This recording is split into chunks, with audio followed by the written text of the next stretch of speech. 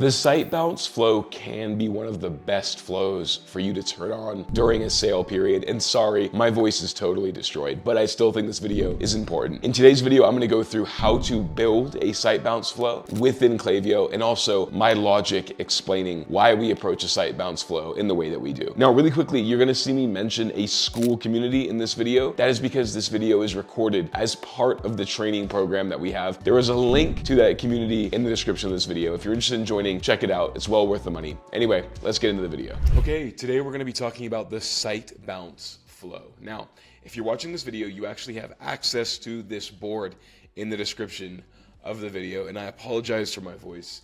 I'm just feeling a little bit sick today, but the grind does not stop. So, really quickly, this is the site abandon flow. We're going to actually build this flow live together in a second, but I just want to go over some high-level principles here. Site abandon is going to be triggered off of somebody simply being active on your site, okay? It simply is just like a very basic or the pre-action to the browse abandon. So if you think about a standard abandonment process within Klaviyo, you have somebody visiting your site and leaving, viewing a product and leaving, adding an item to cart and leaving, and adding an item to checkout and leaving. Now, in school, we have all of the course modules.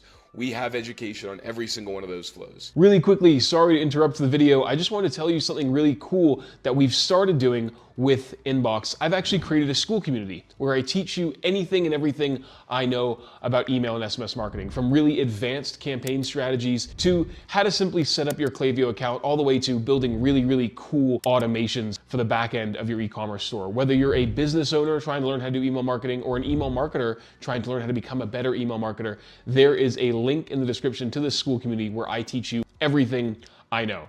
Check it out, it's worthwhile. Book a call to have a chat with me to see if you're a right fit for the community, and if you are, I'd love to get you in there. Anyway, sorry for interrupting your video, let's get back to it. The site abandon is triggered off of somebody being active on your site, and it is a very light action to trigger an automation, which means it can get very high unsubscribe and high spam complaint rates, which is why I only recommend turning this flow on when you are doing sales, not when you are doing regular business as usual. And the thing that you're going to do within these emails is you're going to remind the readers to go back to your store after they leave, okay?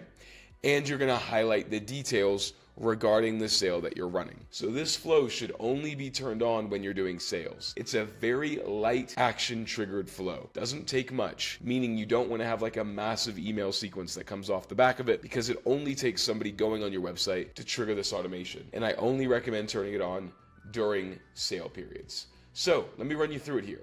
It's going to be triggered off of somebody being active on site, and we're going to have the following flow filters. We're going to say placed order 0 times since starting this flow, and viewed item 0 times since starting this flow, and started checkout and added to cart 0 times since starting this flow, and has not been in this flow in the last 30 days. What that allows us to do is have this flow work, and if somebody does any of these other actions, they get kicked out of the flow, because at that point we know our browse abandon cart, or abandon checkout flow has kicked in. We're going to do a 50-50 split. I like to do a 15-minute and 30-minute time delay here. So we just randomly test that. And then once we update the emails with our sale details, so these emails should encourage people to go back to the site and highlight the sale information that we're doing, we go ahead and end the flow. So let's build this out live together in my Klaviyo account here. So we're going to go into my test account. I'm going to go inbox-test. And we're going to do this. We're going to click flows. We're going to hit create flow. We're going to click build our own. We're going to call this IB site bounce. I just call everything that I do with IB, so we know what it is. Inbox, that's the name of my agency. And if you need help with email marketing, let me know. So join the weekly calls is what I'm really trying to say in our school community. So if we go here, we go viewed product is what we're going to trigger it off of. And we're going to go here, add profile filters. Well, first of all, we're going to hit save, confirm and save. And then we're going to add the following filters to the flow, exactly like we have outlined in that board. We're going to go what somebody has or has not done, viewed product 0 times since starting this flow, and what somebody has or has not done, added to cart. I don't have it because it's a dummy store, but you're going to go added to cart and started checkout. There we go, checkout started 0 times since starting this flow. And then add that add to cart metric, and then you're going to add another one.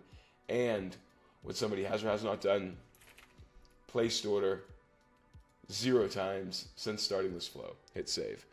Then you're going to take our conditional split, and we're going to test things. So we're going to say random sample, 50-50, and then we're going to do this. We're going to say time delay. We're going to go 15 minutes for one test. Okay? And then we're going to go 30 minutes for the other test. Cool. Add our emails here. Update them. Turn them onto live. We're also going to add that final filter. And has not been in this flow in the last 30 days. Now you can tighten that up a little bit if you want. I say 30 days because it's quite a generous restriction. But if you want to be more aggressive with this flow and send more people through it, change that to maybe 7 days. If you're turning it on just for the sales, which you should be, 7 days is pretty good as well.